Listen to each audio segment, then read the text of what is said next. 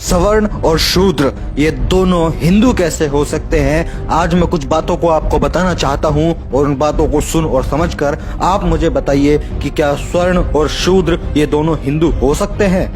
एक संविधान को नकारता है तो दूसरा संविधान को मानता है, तो दोनों हिंदू कैसे हैं। एक युद्ध में विश्वास करता है और दूसरा बुद्ध में विश्वास करता है, तो बताइए दोनों हिंदू कैसे हैं। एक फॉरवर्ड है तो दूसरा बैकवर्ड है, तो बताइए दोनों हिंदू कैसे हैं। एक खाता है और दूसरा दाता है, तो बताइए दोनों हिंदू कैसे हैं। एक लूटता है और दूसरा लुटाता है, तो बताइए दोनों हिंदू कैसे हैं। एक कमाता है और दूसरा गंवाता है, तो बताइए दोनों हिंदू कैसे हैं। एक का पोषण होता है और दूसरे का शोषण होता है, तो बताइए दोनों हिंदू कैसे हैं।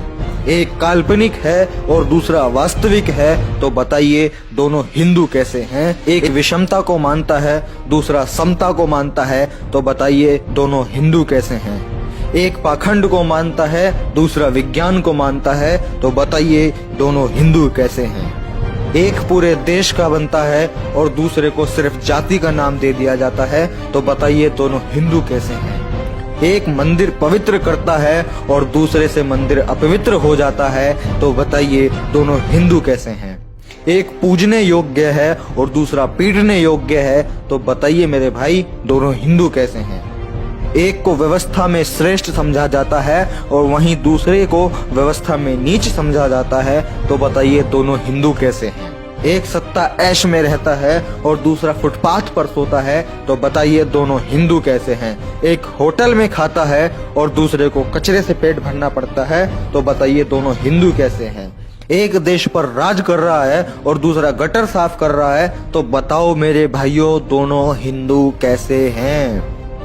इन तथ्यों से साबित होता है कि हिंदू धर्म नहीं है, यह सिर्फ सत्ता छीनने का एक राजनीतिक षड्यंत्र है।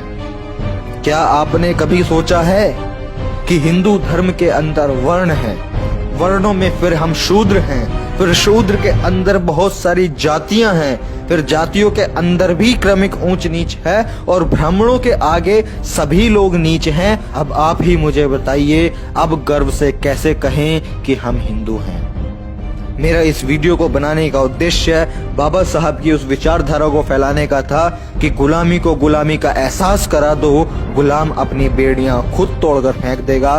तो दोस्तों ये सारी वो चीजें मैंने बताई हैं जिससे हमारा समाज आज पीड़ित है और गुलाम है।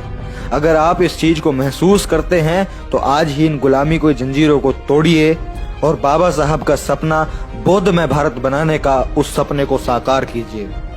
तो अगर ये वीडियो आपको यूजफुल लगा हो और आपको लगता है कि ये चीज लोगों को पता चलनी चाहिए और जितने भी हमारे समाज में गुलाम हैं आज भी, उन लोगों को उनकी गुलामी का एहसास होना चाहिए, तो इस वीडियो को ज्यादा से ज्यादा लोगों तक जरूर शेयर करें। जय भीम, नमो बुद्धाय, जय मूल निवासी।